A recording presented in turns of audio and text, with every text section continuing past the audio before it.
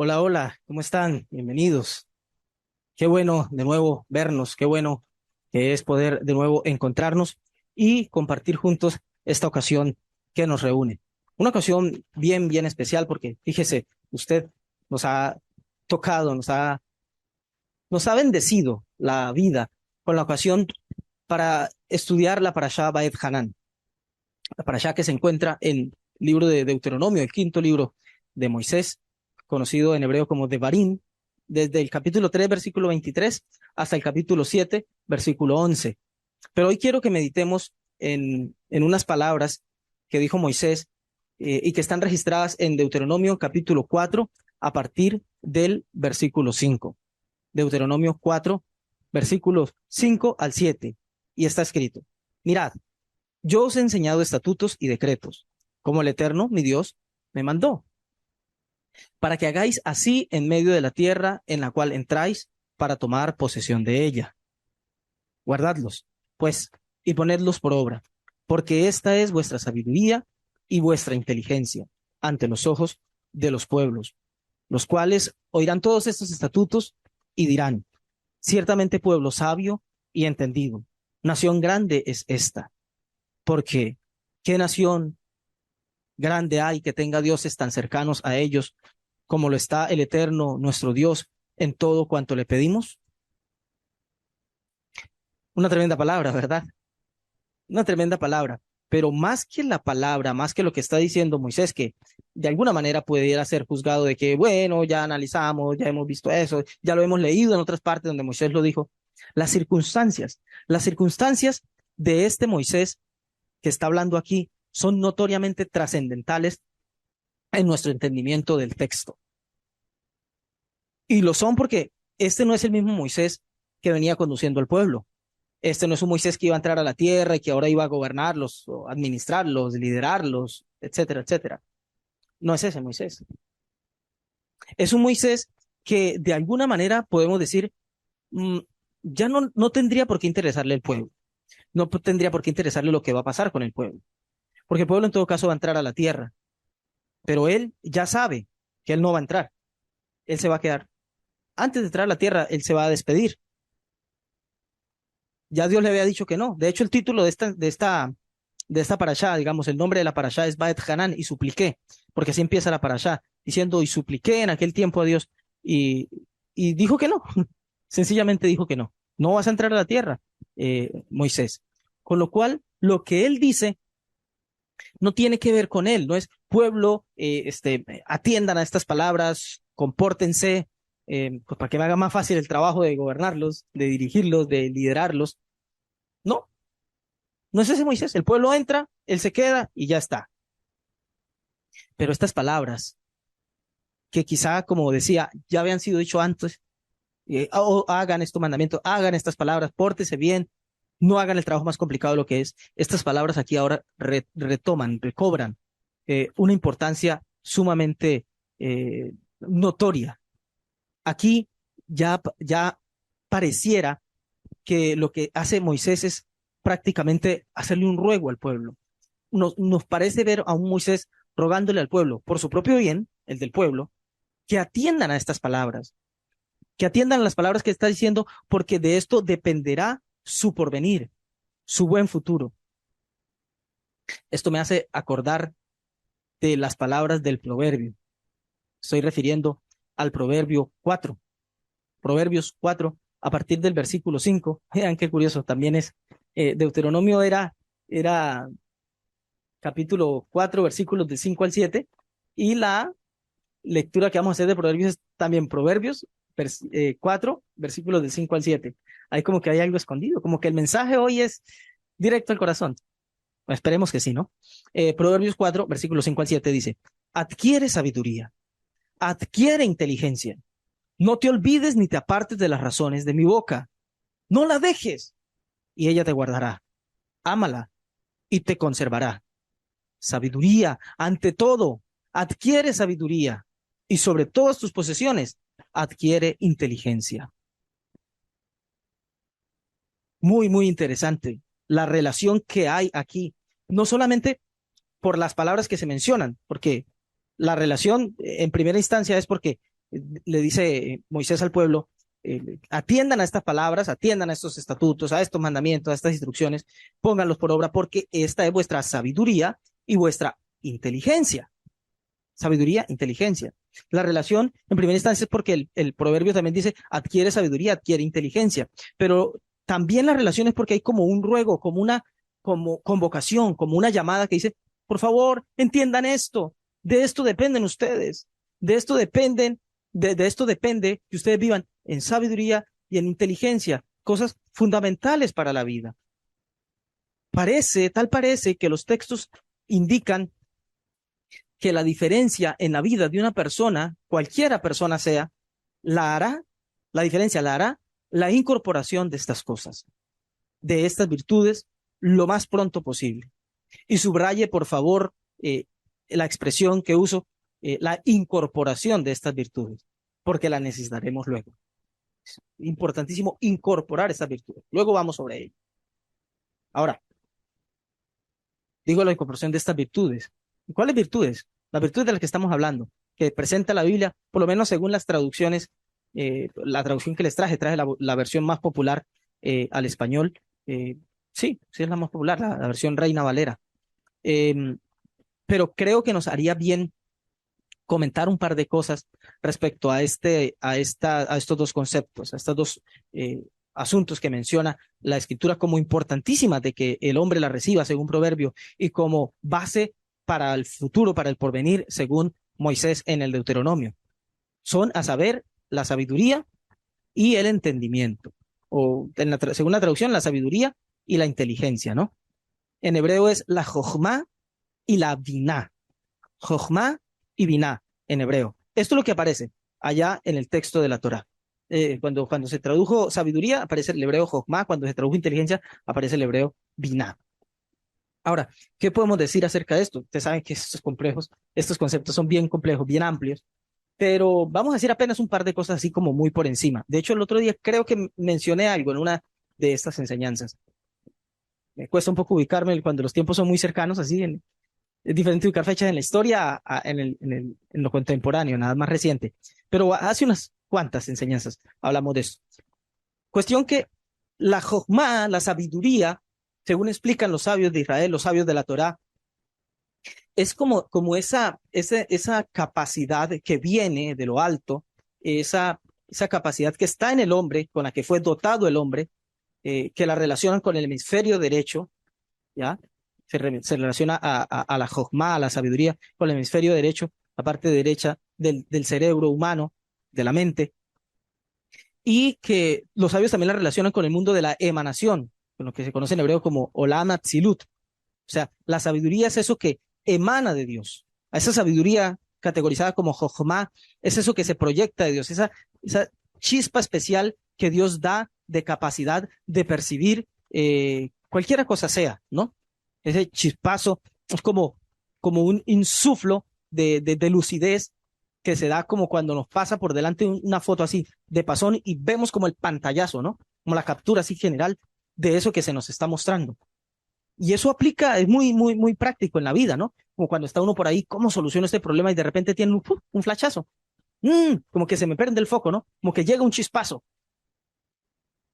para solucionar un problema particular, para cómo emprender un proyecto, para decidir qué carrera voy a estudiar, para decidir encontrar el valor para cómo voy a llegarle a esta persona, para decirle que si quiere estar conmigo, que si quiere ser mi pareja de vida, que me parece que es mi alma gemela, etcétera, etcétera, ¿no? Pero viene así como un flashazo. La jochma es esa sabiduría que viene así, se nos da como un panorama general así, ¡pup! El fotograma apareció y ya. Por su parte, la biná, que lo relacionan los sabios con el hemisferio occidental, con la parte izquierda del cerebro, es traducido tradicionalmente por los sabios como entendimiento. La biná es el entendimiento.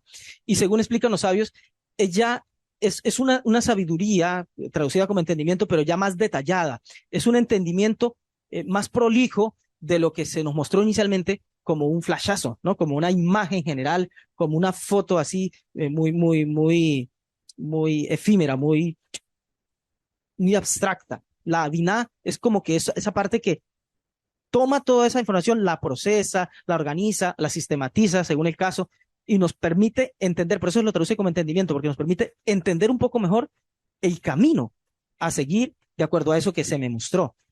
Y lo relacionan los sabios con el mundo de Olam Beria, el mundo de la creación. O sea que la creación, primero hubo un pensamiento creativo, luego hubo una obra creativa. El trabajo creativo es más detallado, es el plano arquitectónico por el cual se desarrolla luego eh, la obra en cuestión.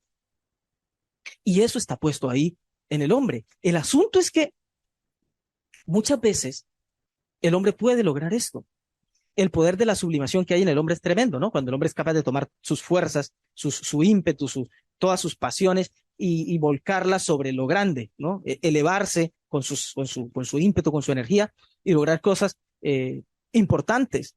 La capacidad de sublimación, como le digo, el poder de abstracción que tiene el ser humano, esa capacidad que tiene de formar mediante una operación intelectual una idea mental o una noción de un objeto y extraer de ahí los objetos reales, los particulares, los rasgos esenciales y todo a partir de esa capacidad que tiene el hombre de abstracción, de abstraerse, de elevar su mente, de ponerla, esa capacidad de concentración en algo y de sacar de ahí conclusiones, planes, organización de ideas y demás. El hombre es muy capaz y a través de estas capacidades puede el hombre llegar a alcanzar los más elevados pensamientos e incluso a entenderlos y hasta a explicarlos con la mayor minucia. Tiene esa capacidad el hombre. Es impresionante. El asunto es que como resultado de la predisposición inherente a la forma en que está constituido el hombre, hecho por Dios para tener todas estas capacidades, diseñado, creado, para poder conectar con esto, al menos de manera potencial está eso en él, y muchos desarrollan parte de eso, y como resultado de la capacidad que tiene, el hombre hace uso de sus facultades y llega a obtener gran crecimiento y entendimiento de todos estos asuntos a nivel mental. Es impresionante. Con todo, a la hora de traducirlo en vida, en cotidianidad, en diario vivir, etcétera, el asunto cambia. El asunto cambia. Parece que tal sabiduría se quedara coja. Parece que de alguna manera, ante la imposibilidad de convertir todas esas cosas que el hombre es capaz de llegar a figurarse, a establecerlas, a conceptualizarlas, a organizarlas en su mente, parece que es la incapacidad de traducirla a una vida que vive todos los días.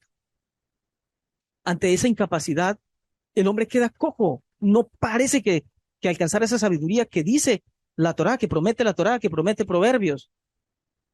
Así que la inexorable conclusión que tenemos, a la que tenemos que llegar es que muy probablemente no sea esto a lo que se refieren los textos. Tal vez no. Creo que a todos nos ha tocado aquí, ¿no?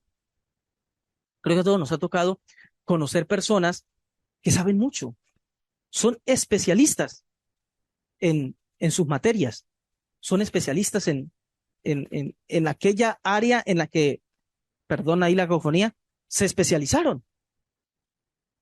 Estudiaron biología, puedes hablar con ellos de biología, de soldadura, de operación de maquinaria, de organización de trabajo, de montajes de estructura, de construcción de casas, de muchas cosas. Pero los sacas de su pecera, los sacas de su mundo, de la materia en la que son especialistas y se desmoronan por completo.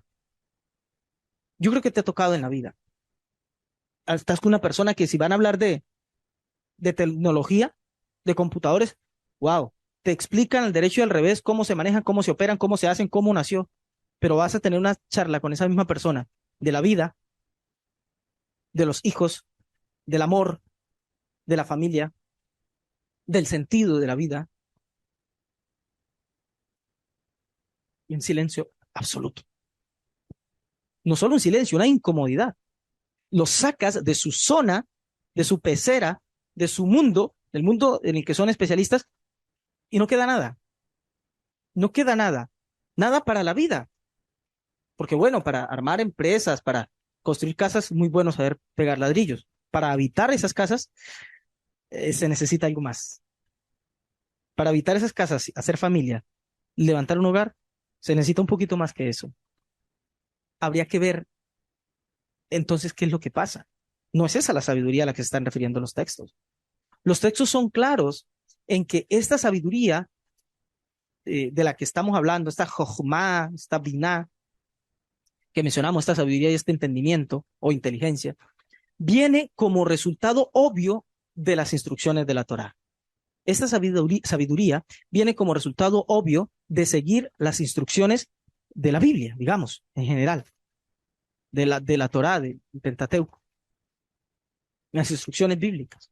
Así lo dice el texto que usamos como base, Deuteronomio 4:5. Dice, mirad, yo os he enseñado estatutos y decretos, como el Eterno mi Dios me mandó, para que hagáis así en medio de la tierra en la cual entráis para tomar posesión de ella. Guardadlos, pues, ponedlos por obra, porque esta es vuestra sabiduría y vuestra inteligencia, o vuestro entendimiento. O sea, esta sabiduría, la que se promete, la de verdad, la que es una maravilla, es una sabiduría completa, pero se desprende del estudio de la Torá. Pero aún así, vamos a ver, ¿no le ha pasado también, así como hablábamos con el especialista en metalurgia, en equitación, en caballos, en veterinaria, en lo que fuera, y no puedes encontrar esa misma capacidad para las cosas de la vida, para las cosas esenciales? ¿No te ha pasado que incluso también sucede con los religiosos? Porque vamos, he dicho que esto se desprende de la Torá, pero ¿no le ha pasado a usted también que se encuentra con personas que le pueden citar la Biblia de memoria? Le pueden citar la Biblia de memoria, son expertos en versículos. Yo los llamo los teólogos del versículo, versiculeros a morir. O sea, hablas 2, 3 palabras con ella y te citan 10 versículos. Para cualquier cosa te saben citar versículos de memoria. O medio citados o como sea, pero van con el versículo por delante. Pero en el mínimo compartir con ellos, cuando están frente a frente hablando y les ves a los ojos, si es que te logran sostener la mirada en los ojos, puedes percibir el vacío de esta sabiduría vital. Sí, se saben muchos versículos. Sí, supuestamente estudian espiritualidad, practican la espiritualidad, asisten a un lugar. ¿De cuánto está lleno estos lugares de reunión, supuestamente espiritual, religiosa? De personas que van y pueden escuchar mucho y conocer mucho de esto y saberse eso hasta de memoria, todos estos textos y demás. Pero carencia absoluta en su ser personal, en su interior, de lo que esto significa, que en otras palabras lo que significa es sabiduría y entendimiento, jochma y biná. Hay información, hay conocimiento de versículos, pero no encuentras profundidad detrás de esos versículos que citan, solo conocimiento superficial. Ahora, digo que no encuentras profundidad, pero no me refiero a profundidad conceptual, ¿no? No me refiero a profundidades que sabe mucho, que no solo sabe el versículo, sino que te lo pueda explicar, mostrar todo el detalle, la interpretación, la exégesis, la aplicabilidad que esto tiene aquí, allá, en la historia, cómo se cumplió, cómo se cumple. No me refiero a esa profundidad, que no basta con que te sepan transmitir a la perfección, casi como réplicas calcadas de enseñanzas de grandes sabios. No basta con eso. Por cierto, no basta con que te repitan, digo yo, pero muchas veces los que repetimos somos nosotros. No basta con que repitamos, con que transmitamos a la perfección, casi como réplicas calcadas de enseñanzas de grandes sabios, algún concepto, algún versículo, alguna sabiduría relacionada con la Biblia. No basta. El punto aquí es que no basta con entender. La idea es que se pueda traducir. La idea es que se pueda traducir. Eso lo sugiere el texto de la Torá, el texto que leímos de Moisés. Dice, mirad, yo os he enseñado estatutos y decretos como el Eterno mi Dios me mandó para que hagáis así en medio de la tierra en la cual entráis para tomar posesión de ella. Guardadlos pues y ponedlos por obra. Guárdalos, ponlos por obra, porque esta es vuestra sabiduría y vuestra inteligencia. O sea, toda esta sabiduría, todo este entendimiento, todo este conocimiento de cosas elevadas, de conceptos profundos, abstractos, tienen que ser traducidos a vida. Creo que en este punto, analizar la vida de alguien, la vida de un personaje que haya eh, desarrollado en sí estos conceptos, nos ayudará a entenderlo un poco más claro. Lo haremos, por supuesto, a la luz de las escrituras. Esto nos puede ayudar mucho para entender dónde puede ser que está la clave. ¿Quién? Se preguntará usted, pero ¿quién en la Biblia tuvo esto? ¿Quién dice en la Biblia que tuvo esto? Jochma y Biná, conocimiento, sabiduría y entendimiento y eso. ¿Dónde aparece el primero? ¿A quién lo dotan con eso? Los sabios explican que cuando uno quiere entender algo, tiene que ir a la primera parte en la Torá en donde se menciona. Y este personaje que les voy a hablar es el primero que aparece eh, de esta forma, así, con este esquema, que tenía estos detalles. Tenía estos detalles. Me refiero a Besaleel. Besaleel, hijo de Uri. Dice Éxodo 31:2. Éxodo 31:2 dice, mira, esto le dice Dios a Moisés, porque tenía que levantar tabernáculo. Y Moisés dijo, ¿y ahora? ¿Cómo vamos a hacer? Entonces Dios le dice, mira, yo he llamado por nombre a Besaleel, con todo lo que esto implica, ¿no? Llamar por nombre, la elección, la escogencia, pues, particular que hay sobre este personaje. Yo he llamado por nombre a Besaleel, hijo de Uri, hijo de Hur, de la tribu de Judá, y lo he llenado del Espíritu de Dios. Ojo, esto ya es sumamente poderoso. Lo he llenado del Espíritu de Dios. ¿Cómo? Bueno, ahí viene. En sabiduría y en inteligencia y en ciencia y en todo arte para inventar diseños, para trabajar en oro, en plata y en bronce y en artificio de piedras para engastarlas y en artificio de madera para trabajar en toda clase de labor. Muy interesante este texto, porque es este primer personaje sobre el cual dice la Biblia que Dios puso en él eso, o sea, que desarrolló en su vida estas virtudes. Dice la Escritura, yo he puesto Espíritu de Dios. ¿En qué? ¿Cómo se manifestaba ese Espíritu de Dios? Dice, Ve Jochma, Uvid Buna, Uvedat. Es decir, con Jochma, con sabiduría, con Buna, o sea, aquí viene la base de Binah, con entendimiento, y dice Uvedat, con conocimiento o ciencia, también se ha traducido. Ahora, esto es muy interesante, porque es el primer personaje que tenía esto. ¿Qué es lo que tenía?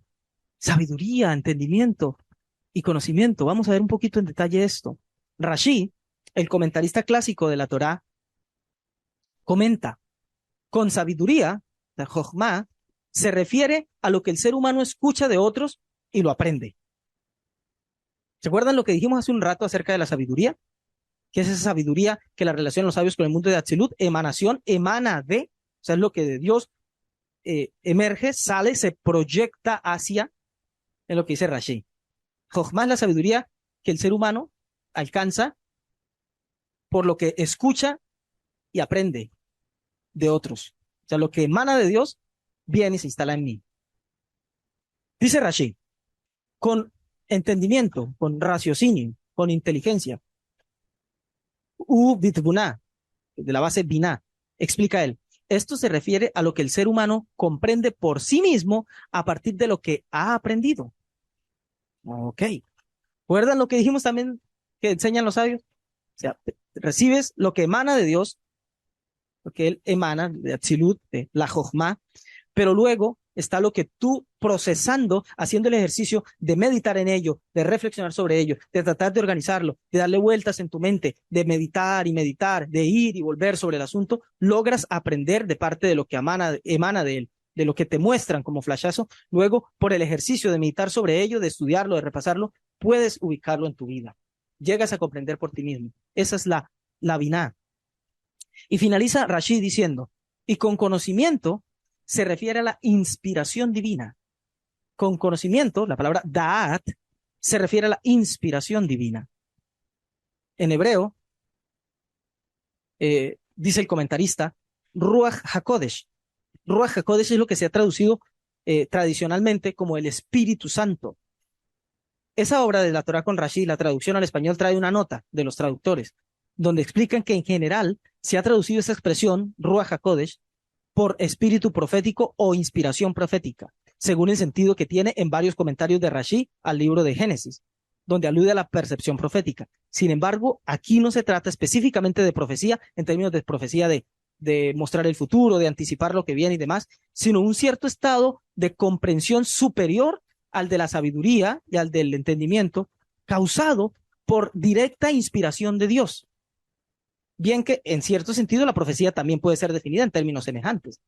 Es decir, está hablando de un nivel altísimo, de un nivel altísimo. Está, por un lado, la Jochma, por el lado izquierdo, la Biná, pero por el centro está el Da'at, que se nutre directamente de Dios. Es un estado de elevación, este Da'at, este conocimiento, es un conocimiento por apego, por conexión directa con lo alto, con eso que llamamos Dios. Es inspiración divina. Ruach HaKodesh, inspiración divina. Ahora, esta palabra inspiración divina me encanta. Me encanta. Porque, mire, ¿qué es inspiración? ¿A qué llamamos inspiración? Inspiración, literalmente, es el acto de introducir aire o alguna sustancia gaseosa en los pulmones. Esto lo dice el diccionario, la Wikipedia, donde usted lo busca. Inspirar. Nos dice en las clases de educación física, ¿no? Inspiren, expiren. Inspirar es introducir. También se le llama inspiración al estímulo, a la lucidez repentina que siente una persona y que favorece su creatividad, la búsqueda de soluciones a un problema, la concepción de ideas que permiten emprender un proyecto, etc. Precisamente esa palabra inspirar, inspiración, viene de ahí. Cuando yo inspiro, ¿qué hago? Ingreso a mí, ¿no? Entonces, cuando una persona está inspirada, ¿por qué? ¿Qué se dice? Porque encontró algo fuera de sí que le inspira, le llena. Algo externo viene y le llena, le llena. Y a partir de eso que le llena, ve las cosas de una manera diferente. Pero me encanta cuando se dice inspiración divina, porque si inspiración es el ejercicio de incorporar, de entrar hacia mí, inspiro, y cuando digo inspiración divina, por eso es que me encanta. Inspirar es introducir aire. El asunto aquí es que ya no estoy inspirando cualquier aire. Yo estoy inspirando Ruach. ¿Cuál Ruach? No cualquier Ruach. Ruach HaKodesh. O sea, el Espíritu Santo, la brisa sagrada, el Espíritu de Dios. Con lo que, de alguna manera, la inspiración divina es respirar, inspirar a Dios. Respirarlo. Eso es lo que inspiras. Eso es lo que metes adentro, al propio Dios. Al propio Dios. Me encanta esto. Porque esto es lo que hace la diferencia. Dijimos, Jochma, Biná, estás en los mandamientos, pero bueno, yo ya conozco mandamientos y creo que soy sabio. Miren cuánto sé, tengo títulos, doctorados, licenciaturas, maestrías, especializaciones y demás, pero a la hora del té en la vida no vivo una vida sino más bien atropellada. No se nota la sabiduría, no se nota el entendimiento. Bueno, viene este Bezaleel a darnos la clave. La clave está en que esa sabiduría, ese entendimiento, para hacerlo bajar a la vida, para hacerlo bajar a nuestros pies, a lo que hacemos, a la vida diaria, necesitamos agregarle este concepto del Da'at, porque el Da'at es la inspiración divina. El Da'at es buscar ese apego para generar en mí la posibilidad de traducir todo eso. Eso es lo que Dios le dice aquí al pueblo. Mire, ustedes van a desarrollar una sabiduría y una inteligencia o un entendimiento superior de tal modo que los pueblos, los demás pueblos, van a decir, wow, wow, ciertamente este es un pueblo sabio y entendido. Nación grande es esta, porque ¿qué nación grande hay que tenga dioses tan cercanos? Esta es la clave, que a través del Da'at, de este conocimiento, por contacto, por apego con lo divino, se genera un Dios cercano. No es un Dios ya conceptual, un Dios abstracto que está por allá en el Olimpo o en el cielo o en el Hades o en algún lugar o en otro. Es un Dios cercano, es un Dios respirable. ¿Qué dijimos? Inspiración divina. Es un Dios al que lo puedo inspirar, puedo llenarme de Él. Y la forma que adopto es la forma que Él me da porque lo respiro a Él. ¡Wow! ¡Wow! Impresionante todo lo que viene a ser este Da'at. Impresionante todo lo que viene a ayudarnos este Bezaleel, ¿verdad? Impresionante. Ahora, ¿cómo sabemos cuándo estamos inspirando a Dios? ¿Cuándo estamos respirando? Literalmente, digamos, desde la naturaleza, en lo natural, ¿cómo sabemos cuando estamos respirando? Por el pulso, ¿verdad? ¿Qué hace un médico cuando hay una persona que no se sabe si está viva o está muerta? Revísenlo si tiene pulso. Aquí o aquí, pero en las manos, en el cuello, en el corazón. Pero en todo caso, marca las pulsaciones del corazón, ¿verdad? Donde sea que se sientan, pero ¿cómo sabemos que alguien está respirando? Por las pulsaciones del corazón. Ahora vamos sobre esto, permítame. El texto nos habla de una sabiduría y un entendimiento que se evidencian en lo externo. Esto está claro. Esto está claro. El texto que leímos dice, guardadlos, ponedlos por obra, porque esta es vuestra sabiduría y vuestra inteligencia ante los ojos de los pueblos, los cuales oirán estos estatutos y dirán, ciertamente pueblo sabio y entendido, nación grande es esta, porque qué nación hay tan grande que tenga dioses tan cercanos a ellos como lo es esta, como lo está el eterno nuestro Dios en todo cuanto le pedimos. ¿En qué? En todo cuanto le pedimos, en todo, en toda realidad. O sea, la sugerencia que nos hace el texto es que esta sabiduría y este entendimiento se evidencian en lo externo, en lo diario, en lo cotidiano. También el texto de Proverbios que leímos sugiere lo mismo. Dice, sabiduría, ante todo, adquiere sabiduría y sobre todas tus posesiones adquiere inteligencia. Engrandécela y ella te engrandecerá, ella te honrará. Cuando tú la hayas abrazado, adorno de gracia dará a tu cabeza. Corona de hermosura te entregará. Oye, hijo mío, y recibe mis razones y se te multiplicarán, ¿qué? Años de vida.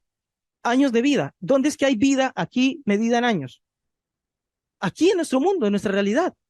Aquí es donde hay vida medida en años. No allá en el mundo de Dios, no allá en la eternidad. Con lo cual la sabiduría que está hablando tanto Moisés como el proverbista es una sabiduría que es traducible, que si no se traduce, no es eso de lo que ellos están refiriendo. La sabiduría que promete la Torá, la sabiduría verdaderamente espiritual, es una que se traduce en años de vida. Entiéndase aquí, años de vida en calidad de vida, en una vida con sentido, en una vida que da en el blanco de lo que se supone que estaba supuesto que, perdón la cacofonía, que se hiciera, que se viviera. El asunto es, bueno, ¿y cómo le hacemos? ¿Cómo es que se hace para convertir todos los buenos pensamientos, los elevados y trascendentales conceptos de la vida, de la Biblia o de lo que yo sepa, cómo es que le hacemos para llevarlos a cosas concretas para la vida? ¿Cómo? El versículo siguiente nos lo sugiere. El versículo siguiente nos lo sugiere y nos dice que es con lo que hacemos, no con cómo pensamos, es con lo que hacemos, con actos, con el camino de vida diario, con el estilo de vida, como suele decirse por ahí. Eso dice Proverbios 4:11. Dice, por el camino de la sabiduría te he encaminado y por veredas derechas te he hecho andar. Oiga, vuelve a meterse con la sabiduría, pero aquí ya no nos dice que adquiramos sabiduría, que pensemos con sabiduría. Dice, por camino de la sabiduría te he encaminado. O sea, que por donde vas, en lo que haces, es no solamente donde manifiestas, sino incluso donde encuentras esa sabiduría.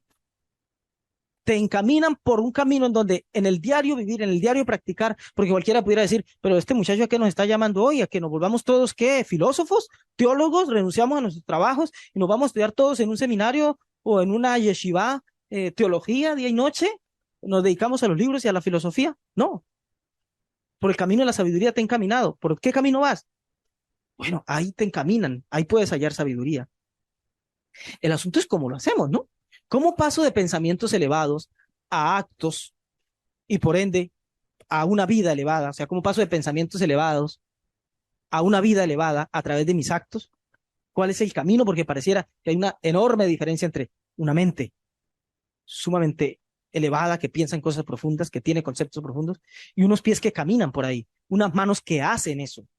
Bueno, le diré que el camino es, como solía decir el Rambam, Maimónides, es el camino del rey, es el camino del medio, es el camino del corazón. Vienen las cosas de lo alto. Dijimos que por el Da'at, para los que son perspicaces, ya habrán notado que he estado manejándome con el lenguaje del árbol de la vida, ¿verdad? Con lo que se conoce como la Sefirot, pero únicamente en la columna central.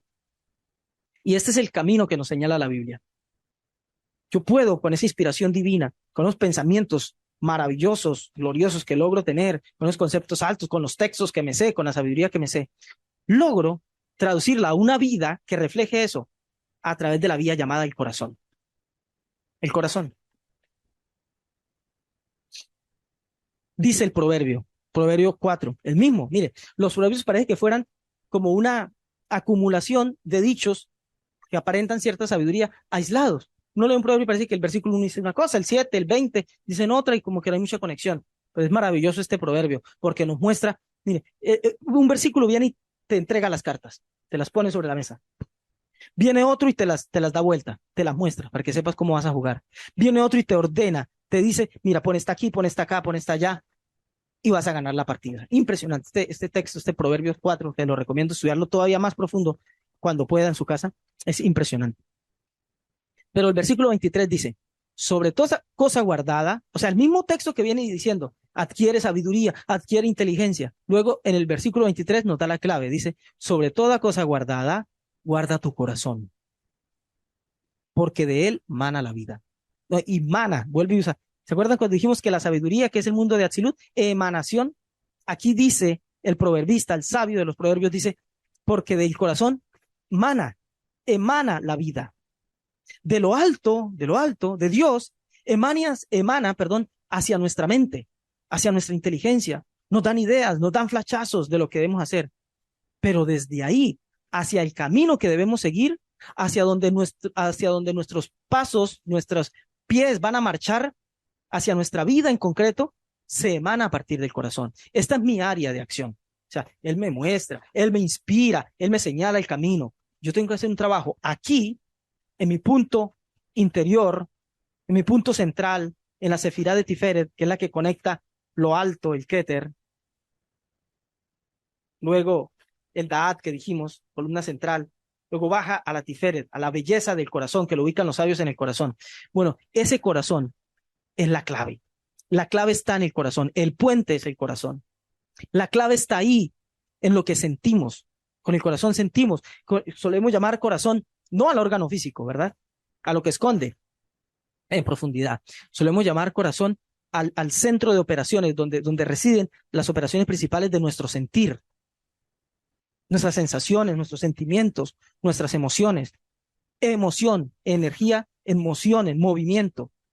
Lo que emitimos, emoción es eso que emitimos hacia afuera, es lo que terminamos haciendo. Suele decirse y repetirse por ahí que uno no puede ser tan tonto, tan inmaduro de vivir de sensaciones o sentimientos. Bueno, lo dicen, pues habrá que creerles, ¿no? Permítame decirle una cosa. Piense por un momento. ¿Qué es aquello que uno termina haciendo en la vida? ¿Qué es lo que uno termina haciendo en la vida de manera continua y permanente? Lo que uno siente, ¿verdad? Lo que uno siente. Uno puede animarse a hacer algo un momento dado. Uno puede fingir ser buena gente. Uno puede fingir ser altruista. Uno puede fingir ser buen padre, ser buen hijo, ser buen cónyuge, ser buen novio, ser buen amigo. Pero, ¿qué permanece? Lo que uno siente. Cuando yo siento a ese hijo. Yo puedo fingir ser muy buena gente, ir a darle la mano a un niño que se cayó y se raspó la rodilla. Después me olvido de él. Lamentablemente es así. Pero ¿qué permanece? ¿Cuántas rodillas estoy dispuesto a cuidar? No importa las veces que se raspen, las de ese hijo que siente. Uno lo que hace es lo que siente. Cualquiera se puede animar a besar unos labios que no anhela, porque se quiere creer que es lo que debe hacer, ¿verdad? Pero es obvio que esto no dura.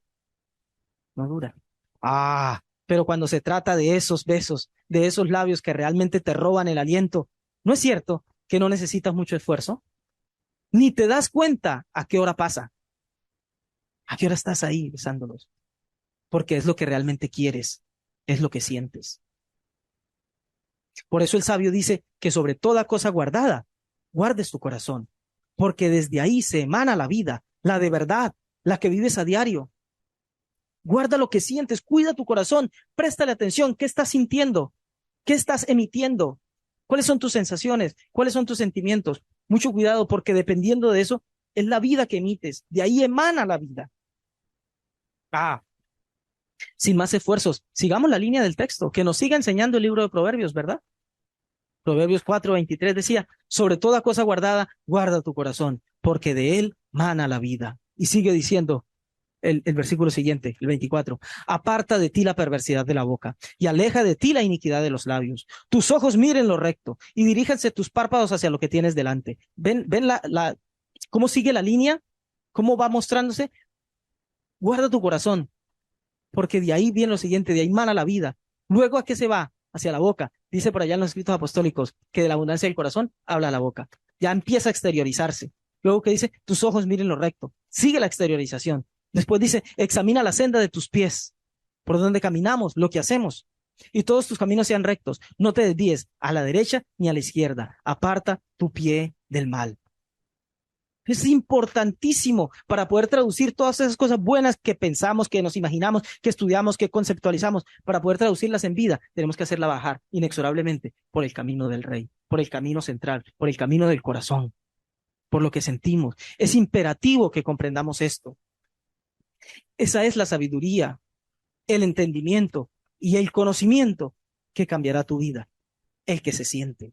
Ahí está el indicador. Ahí está el indicador. ¿Te lo sabes de memoria? ¿Lo puedes explicar de la manera más brillante y con los mejores argumentos, pero no lo sientes? No es por ahí. No es por ahí. Si no lo sientes, sobre toda cosa guardada, guarda lo que sientes, porque es de ahí desde donde emana la vida. La profecía es clara, la profecía de Jeremías. Y eco de la profecía de Jeremías hacen por allá los escritos apostólicos en la carta a los hebreos.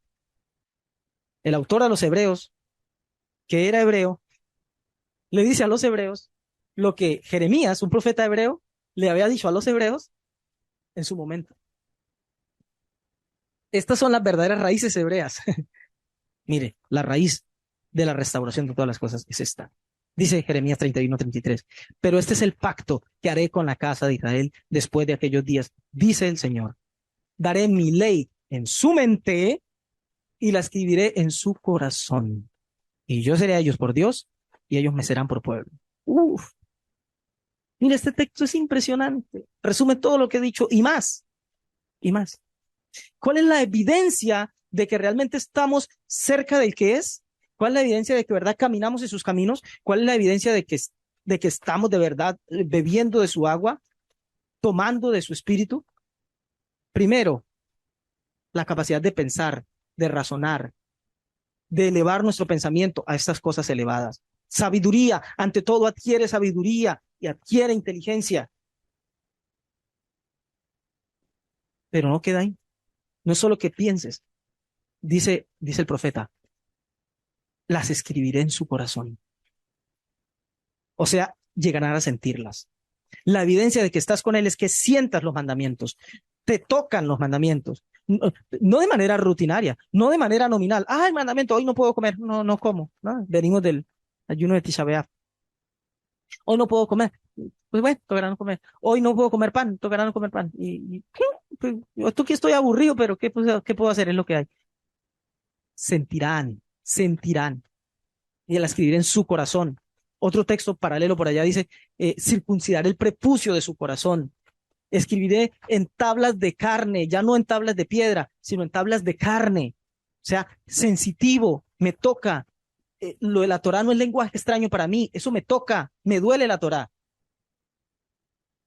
Y dice el texto de Jeremías, y así sí, yo seré a ellos por Dios y ellos me serán por pueblo. Ahí sí podrán decir de que tenemos una relación.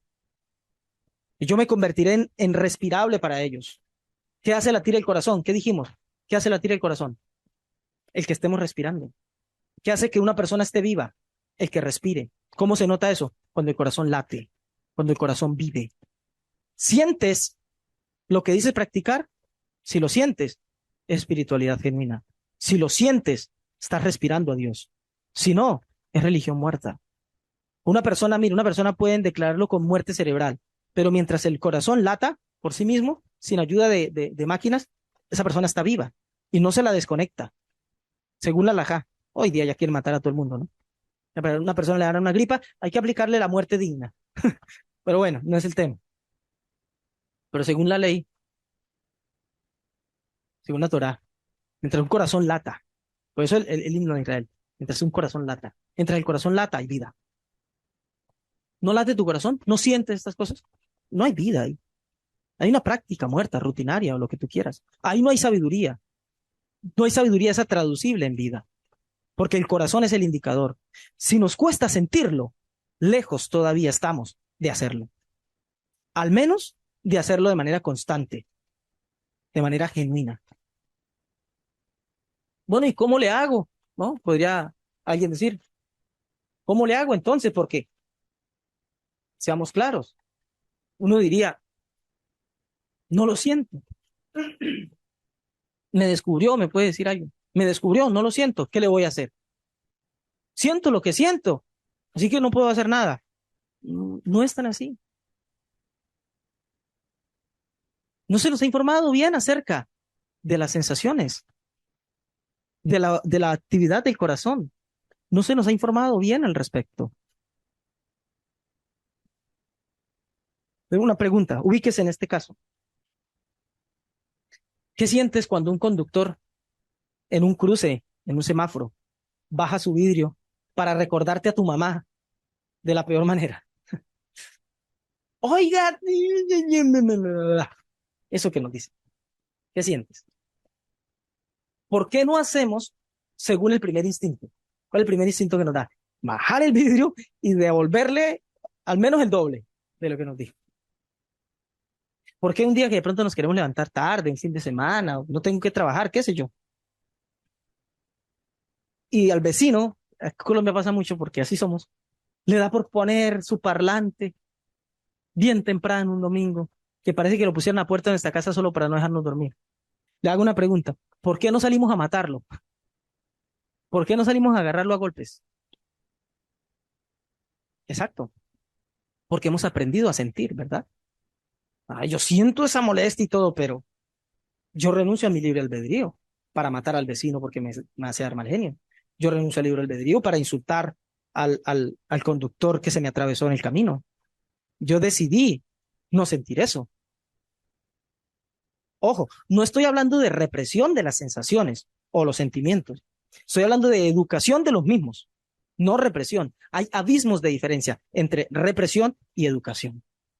Normalmente cuando uno reprime lo que siente, yo le digo, cuidado con lo que sientes. Ves y lo que sientes es esto y esto, trabaja en ello.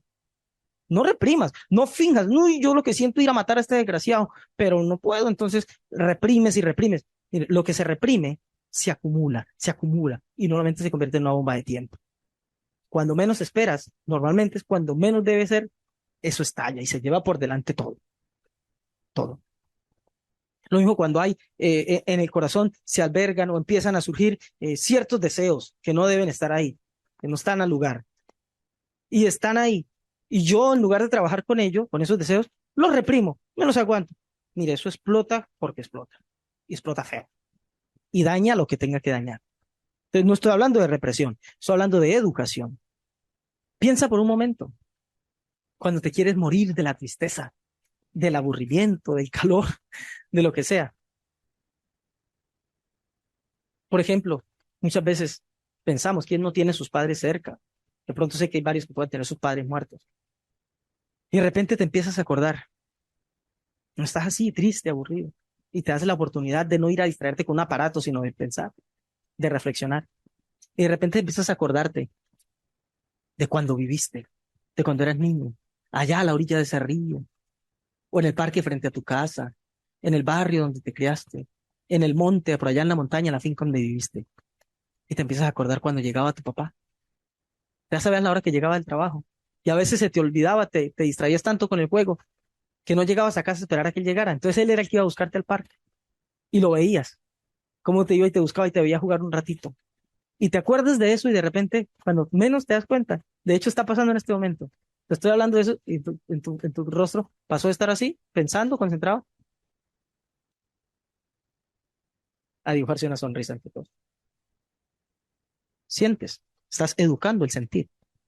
No sentías, ¿qué sentías? Probablemente aburrimiento o estabas tal vez concentrado en mi mensaje. Concentración. ¿Qué sentías? Sentido de respeto, de reverencia. Pero ese sentido cambió. Tú mandaste a tu sentimiento, tú ordenaste tu corazón para que sintiera otra cosa. Una persona aburrida en su trabajo, ¿ah? Aburrido, un trabajo rutinario, monótono, acomodar botellas, qué sé yo, apilar libros, organizar un archivo. Está harto, cansado, 1, 2 de la tarde, aburrido. Pero la sola idea de pensar, ya voy a llegar a casa, ya voy a ver esa criaturita, ya la voy a tomar en mis brazos, me voy a idiotizar un rato ahí, hablándole como si fuera bebé. ¿Y qué pasó con el niño? Ay, y una risita. Pero solo imaginarnos ahí, viéndole, haciéndole cosquillitas, viendo cuánto los amamos, viéndonos reflejados en sus ojos. ¿No es verdad que está esa persona ya aburrida y de repente termina en el paraíso, en el idilio? Trabajó su sentir. No es que siento lo que siento y siento aversión, no. Trabajas en tu sentir. Es lo que dice el proverbista. Sobre toda cosa guarda, guarda tu corazón. Mira en qué anda tu corazón, guárdalo, guarda su camino, trabaja, haz lo que tengas que hacer con él. Haz lo que tengas que hacer con él. Cuando te das cuenta de que no estás sintiendo de la mejor manera, ¿qué hacemos? ¿Qué hacemos? Sabemos que debemos sentir diferente, debemos sentir mejor. Y como vimos, según los ejemplos que les traje, es perfectamente posible. Es perfectamente posible. Nos han hecho creer que no, yo lo que siento, siento y tal. Siento ganas de ir a matar al desgraciado, o lo mato o me reprimo. No, me puedo sentir diferente respecto a esa persona. Está el mandamiento, ama a tu prójimo como a ti mismo. ¿Me vas a mandar? Yo lo amo, sí. O sea, lo amo, no lo amo. ¿Me vas a mandar a que lo ame? Sí, porque se lo puede educar al corazón. No solo se piensa con la cabeza, escribí alguna vez por ahí en un pensamiento. No solo se puede pensar con la cabeza, también con el corazón se puede pensar. Yo decido hacia dónde va a ir mi corazón, hacia qué sentir. Es más, cómo llama hoy la ciencia moderna a todo esto de lo que yo estoy hablando? Díganme. Inteligencia emocional, ¿verdad? Inteligencia emocional. Inteligencia emocional. O sea, con las emociones no solamente siento, también puedo pensar qué sentir. Qué lindo. Qué lindo cuando viene la ciencia a confirmar lo que sabios de siglos, de milenios atrás venían diciendo. Qué lindo que la ciencia venga a confirmar lo que la Torá dice hace milenios, miles de años. Qué lindo. Qué lindo. Porque es así. Inteligencia emocional. Inteligencia emocional. Ahí está la clave. Es hora de empezar a actuar. Porque si hay algo que cuidar, que guardar, es tu corazón. Porque desde ahí emana la vida. Nos corresponde convertirnos en artistas al modo de Bezaleel, artistas de la vida que añaden vida a su vida. El título del mensaje es Artistas de la vida. Ese es el título de esta enseñanza. Artistas de la vida. Nos corresponde convertirnos como Bezaleel, artista. Miren qué curioso. La primera persona que se menciona que tenía Jochma, Binah, Da'at, sabiduría, entendimiento, conocimiento. No era un predicador, no era un elocuente hombre de letras, no era un filósofo, no era un teólogo, era un artista, especialista en trabajar las cortinas, las piedras preciosas, la madera, entretejer todo tipo de artesanías bellas. ¿A dónde llega el trabajo de un artista? Dígame, ¿a dónde llega el trabajo de un artista? De un artista de verdad. ¿A dónde llega? El corazón, ¿verdad? Tú no ves allá una obra de arte, una escultura, un cuadro bien hermoso, y tú no dices, uy, wow, miren qué destreza, miren qué mano, el trazo va de derecha a izquierda.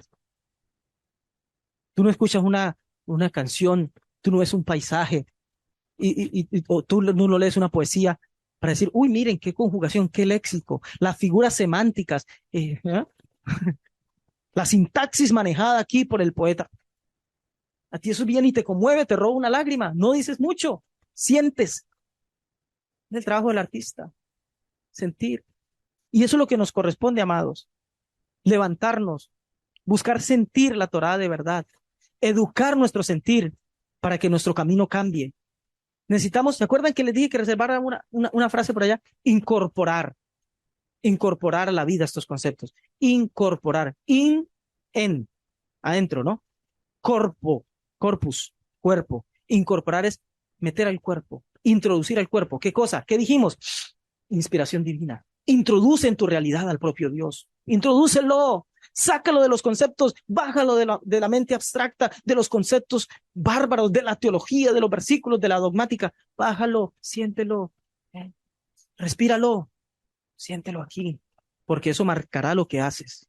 Si no, lo demás es juego religioso. Quiero cerrar leyendo las palabras de mi maestro. Estos días tuvimos Tisha B'Av, donde se conmemora la destrucción de los templos. Yo escribí algo por ahí, lo compartí con algunos de quienes estudian conmigo, pero además, también mi maestro compartió unas cosas con los que estudiamos con él y me pareció fantástico y quiero compartirlo con ustedes. Dice así: rompo un templo cuando no permito que lo trascendente se revele en mi vida. Rompo un templo cuando, en lugar de vivenciar lo trascendente, lo conceptualizo. Rompo un templo cuando realizo un acto religioso y ritual vacío de espiritualidad. Rompo un templo cuando, al pronunciar una plegaria, en lugar de empaparme en ella, mi mente deambula y vaga, distraída y escurridiza. Rompo un templo cuando a mis actos, a mi vida, la despojo de un sentido supremo. Rompo un templo cuando me niego a aceptar que mi vida es una sumatoria confusa de actos únicamente conectados por mi voluntad. Rompo un templo cuando le doy la espalda a mi alma y cuando ni siquiera intento escucharla. Rompo un templo cuando al leer o escuchar este texto digo, qué interesante, y luego sigo con mi rutina, como si nada fuera. Atrás quedó Tisha B'Av. Ya no se trata de derrumbar templos o de lamentarnos por los templos derrumbados. Nos corresponde convertirnos en los artistas que forjan nuevos templos, que le damos forma a nuestros templos. Somos templos, estamos llamados a ser templos del Dios vivo. El Dios vivo quiere vivir, el Dios vivo quiere habitar en nosotros, adentro, incorporarlo, vamos a respirar a Dios. Él quiere, pero somos nosotros los artistas que tenemos que llegar a sentirlo, a incorporarlo, para tallar nuestras vidas, cual artistas, tallarnos conforme a su imagen. Recuperar esa imagen es nuestro llamado. Y es nuestro llamado que empecemos a hacerlo, para que ese camino que estamos llevando, que no sabe a dónde conduce, no sabemos a dónde conduce, empiece por fin a tener una perspectiva clara y podamos conducir nuestras vidas, nuestras familias, nuestros trabajos, nuestros proyectos, lo que nos queda de vida, los años que nos quedan, nuestros propósitos, nuestro sentido particular de la vida, poder conducirlo a algún lugar. Necesitamos volver a ser artistas. No hay que renunciar a nuestros trabajos para ponernos a escribir poesía. Si bien ya fue dicho, de poeta y loco todos tenemos un poco. No es nuestro llamado venir a convertirnos ahora todos en filósofos para poder ser sabios y eruditos. Pero permítanme una última. La mayoría dice rechazar la filosofía. Uy, eso es aburrido, eso es por allá de gente loca. Hasta que se les muere un padre. Hazbe shalom, mi hijo. Hasta que se hacen viejos. Hasta que llega un punto de la vida donde se preguntan, ¿valió la pena todo esto? ¿Esto tenía una razón de ser? ¿Había algo detrás? ¿Había un propósito detrás de eso? ¿Tenía un sentido todo esto? Allá todos nos hacemos filósofos. Tarde o temprano a todos nos llega la vida. Tarde o temprano a todos nos cae la vida. A todos nos va a tocar la vida. Y ahí nos vamos a ver obligados a reflexionar, a filosofar, a pensar. Quiera al cielo que podamos empezar a hacerlo desde ahora, pero que no lo dejemos aquí, que lo bajemos, que lo sintamos, que lo respiremos, que lo hagamos y empecemos a vivir una vida que valga la pena ser vivida. Padre, te alabo y te bendigo, Señor, te doy gracias por permitirnos acceder hoy a esas riquezas de tu palabra, Señor. Gracias. Gracias por permitirnos participar de esto, por permitirnos escuchar, por permitirnos reflexionar acerca de tu Torah, Señor.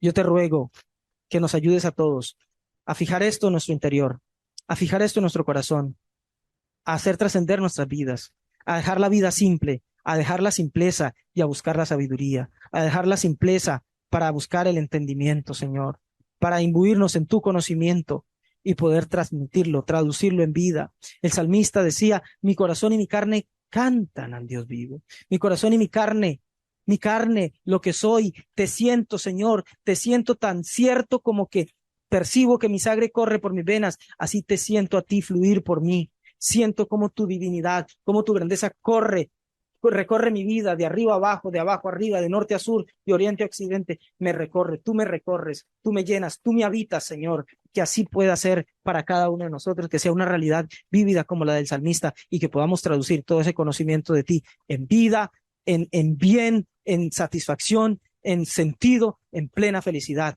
para todos y cada uno de nosotros, para todo lo que nos rodean y para todo aquel a quien podamos inspirar también, que nuestras vidas puedan, así como te inspiramos, también podamos expelerte a ti para que muchos se contagien, se animen, se motiven, se inspiren en eso y también quieran inspirarte a ti, Señor, y podamos así atraer todas tus promesas y la rectificación del mundo, Señor. Te doy muchas gracias, eterno Dios, en Yeshua. Amén y amén. Baruch Hashem. Baruch Hashem. Qué felicidad, qué alegría me da el haber podido compartir. Terminé un poco cansado hoy, como afectado la garganta, pero me alegra de verdad. Espero que podamos atesorar esta palabra y poder vernos pronto nuevamente. Hasta la próxima. Una feliz semana. Shabbat Tov.